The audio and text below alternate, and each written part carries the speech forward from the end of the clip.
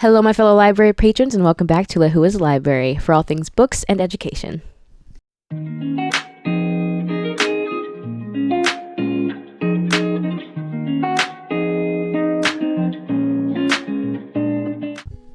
Hi, hello. It's been a minute. It's been about 2 months, actually, to be exact.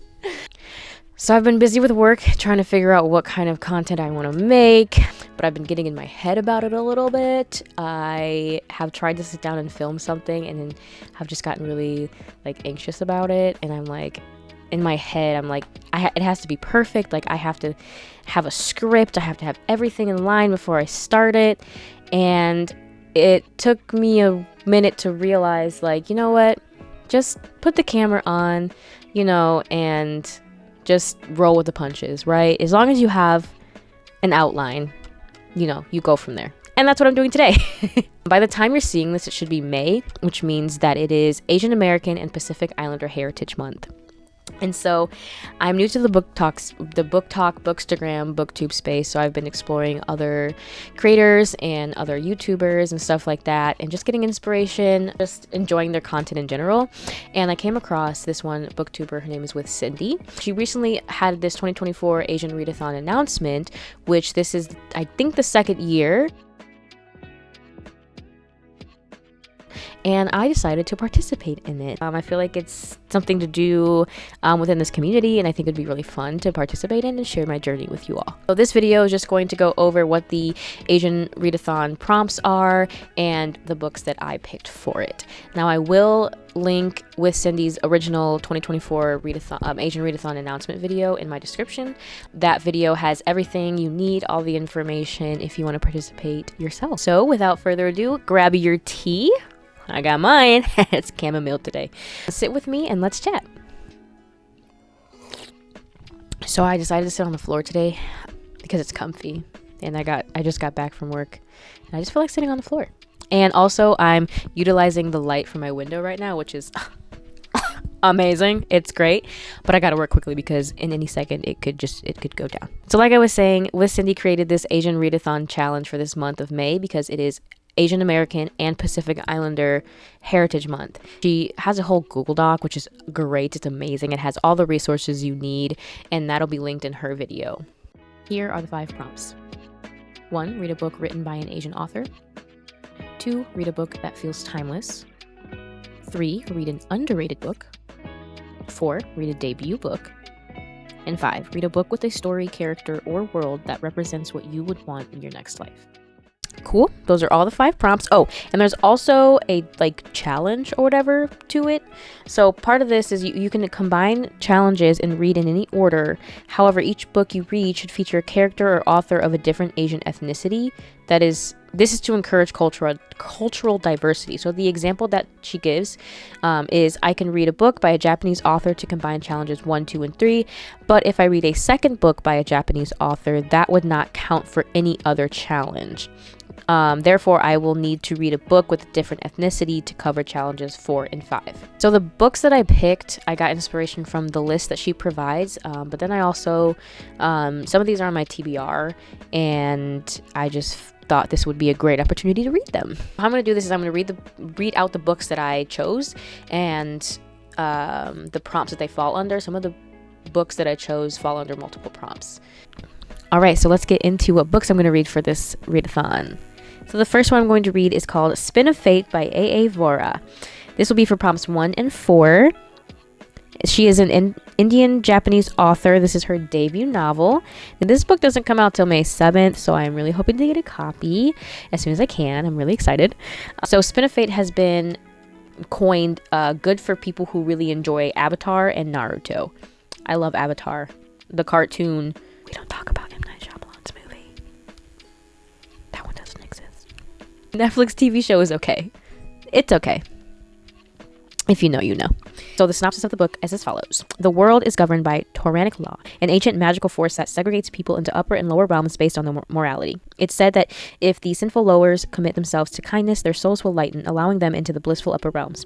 But Aina, I believe that's how you pronounce it, but Aina, one of the few lowers to ever ascend, just wants to go back. Desperate to reunite with her mother, who remains stuck in their horror-infested homeland, Aina joins the Balancers, a group that defies tyrannic law by bringing aid to those condemned to a life of suffering in the lower realms. Alongside Aina are two new recruits. Aranel, I really hope I'm pronouncing these right, a spoiled noble spying for the upper authorities, and Mazen, a ruthless fighter trying to save his clan from extinction. Before long, Aina, Aranel, and Mazen find themselves in the midst of a brewing war. On one side, a violent lower king is bent on destroying tyrannic law. On the other, the upper authorities will do anything to stay on top. The trio must face both sides head on if they want to stop a conflict that could break not only tyrannic law, but the universe itself. So this one, the genres are fantasy, young adult fantasy, high fantasy. There's LGBTQIA plus representation, which is awesome. Science fiction, fiction. I'm excited for this book because it just sounds so fun, right up my alley. Just high fantasy, magic, all the things. So looking forward to this one. So my next read is A Tempest of Tea by Hafsa Fazal. I really hope I pronounced that right. I apologize.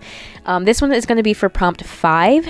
The author's ethnicity, I'm not sure at the moment, but when I do find out, I will put it up on screen for you all.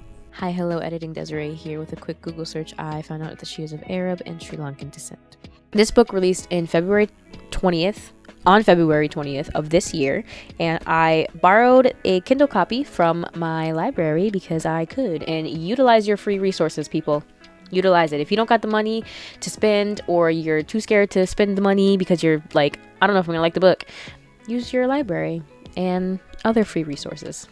And the synopsis is as follows. On the streets of White Roaring, Arthi Casimir is a criminal mastermind and collector of secrets. Her prestigious tea room transformed into an illegal bloodhouse by dark, catering to the vampires feared by society. But when her establishment is threatened, Arthi is forced to strike an unlikely deal with an alluring adversary to save it, and she can't do the job alone. Calling on some of the city's most skilled outcasts, Arthi hatches a plan to infiltrate the sinister, glittering vampire society known as the Ethereum. But not everyone in her ragtag crew is on her side, and as the truth behind the heist unfolds, Arthi finds herself in the midst of a conspiracy that will threaten the world as she knows it. The genres for Tempest of Tea are fantasy, young adult, vampires, historical fiction, paranormal, young adult, fantasy, fiction, all that fun stuff. Now, I picked this one for 5 because if you remember, the prompt for 5 is to pick a character or book or story or whatever that you want to be in your next life. Who wouldn't want to be in a world with vampires, okay? To run this illegal, like, underground, like, super, like, elite, a tea room for vampires. That just sounds so cool. And a lot of people have been comparing this book to A Six of Crows. This sounds fun. All right, so for book number 3, we have Dragon Fruit by Makia Lucier. This is for prompt number 3. They are a Guamanian author, and this book came out April 9th, 2024. I actually have a physical copy that I got. Hold on, let me get it. I actually have a physical copy that I got from Book of the Month. Thank you with Cindy for that discount code because I only got it for $5. But yeah, I'm excited. I picked this one as an underrated read. That's for prompt number 3 because I have not been hearing a lot about this book. It's inspired by Pacific Island mythology, which I don't hear or see a lot of that promoted, especially on Book Talk or in these spaces. So I'm excited to hopefully enjoy reading it. So the synopsis is as follows for Dragon Fruit.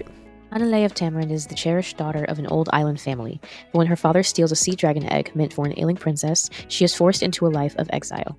In the years that follow, Hanalei finds solace in studying the majestic sea dragons that roam the Nomi Nomi Sea, until one day an encounter with a female dragon offers her what she desires most, a chance to return home and to right a terrible wrong. Samahitama Henele, Sam, is the last remaining prince of Tamarind, but he can never inherit the throne, for Tamarind is a matriarchal society.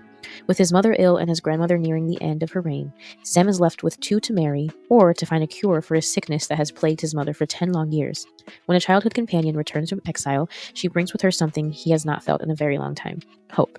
But Hanalei and Sam are not the only ones searching for the dragon fruit, and as they battle enemies both near and far, there is another danger they cannot escape: that of the dragon fruit itself. Things got a little dramatic there, but I'm excited for this book. It's giving Moana. See the light in the sky, see it calls me. No one knows how far it goes. Needless to say, I'm excited about this book. It shares a new type of mythology that I've never been exposed to, and it just sounds like a great adventure, and I'm excited to read this one. So the next 2 books are going to be for prompt number 2 for a book that feels timeless. I picked these because they literally involve time. So the first book is going to be Before the Coffee Gets Cold. I got my physical copy here, by Toshikazu Kawaguchi. They are a Japanese artist. This book was released back in December 6th of 2015. There's like 3 other books in this series. So I'm excited to read it. This book is about a small back alley in Tokyo. There is a cafe which has been serving carefully brewed coffee for more than 100 years. But this coffee shop offers its customers a unique experience, the chance to travel back in time. In Before the Coffee Gets Cold, we meet 4 visitors, each of whom is hoping to make use of the cafe's time traveling offer in order to confront the man who left them, receive a letter from their husband whose memory has been taken by early onset Alzheimer's, to see their sister one last time, and to meet the daughter they never got the chance to know. But the journey into the past does not come without risk. Customers must sit in a particular seat, they cannot leave the cafe, and finally they must return to the present before the coffee gets cold. Now, doesn't that just sound like an interesting concept and very introspective? And the question that leads the synopsis is, what would you change if you could go back in time? What if you could tell me right now, if you could go back in time, what would you change? What would you change? There's so many options, so many things you could do. The genre that Before the Coffee Gets Cold falls under is fiction, fantasy, magical realism, contemporary time travel, Japanese literature. So that's what it falls under. So the last book I want to read is called One Last Word by Suzanne Park. This is a Korean author. Again, this falls under prompt number 2, a book that is timeless. I'm going to read this copy on Kindle. I had to buy it because it wasn't available on Libby. But it's fine. We are supporting this author in their endeavors. This book was released on April 16th of 2024. I did not realize that it was a new book. It came out this year. And this one is a little bit out of my comfort zone because this is a romance book. And I don't really do romance as the center of the story. But I'm willing to read it. Okay, it sounded interesting. Let me tell you about it. Acclaimed author Suzanne Park returns with a charming and compelling novel about an aspiring tech entrepreneur who goes on a roller coaster journey of self-discovery after her app, which sends messages to loved ones after you pass, accidentally sends her final words to all the important people in her life, including the venture capital mentor she's crushing on. Sarah Che is the founder of the app One Last Word, which allows you to send a message to whomever you want after you pass. Safeguards are in place, so the app will only send out when you're definitely, absolutely 100% dead. But when another Sarah Che dies and the obituary triggers a prototype to auto-send messages that Sarah uploads on one drunken night to her emotionally charged mother, to a former best friend who ghosted her, and to her unrequited high school crush, Harry, she has to deal with all the havoc that ensues and reopen old wounds from the past. She applies for a venture capital mentorship and is accepted to the program, only to find out that the mentor she's assigned is none other than her former crush and VC superstar, Harry Shim. And her life goes from uncertain to chaotic overnight. Empowering and laugh-out-loud funny, One Last Word is a remarkably relatable story about a woman in tech who learns to speak up and fight for what she wants in life and love. So I picked this one for number 2 because it's kind of like what would you do? The app that is created in this story is you get to once you die, you get to send out your final word to your loved ones or whoever you want, which I think is a very interesting concept. And it kind of begs the question what would your last word be? Because our time on this world is not guaranteed. You know what I mean? It's a scary thought. Okay, it's a very scary thought to think about, but it's an interesting concept. Plus you throw in, I guess, is romance and haha funny. So those are all the books I'm going to read for this month of May for the Asian Readathon Challenge created by With Cindy. Please check out their video where it explains everything, the challenge, and it has a lot of useful resources for you all. I'm thinking about doing some vlogs throughout the month while I'm reading some of these books. We'll see how it goes. Well, that's all. So thanks for joining and have a wonderful rest of your day, evening, whatever time it is where you are. Whatever you're doing, I hope you're safe. Thanks for joining me today, and I will see you in the next one. Peace.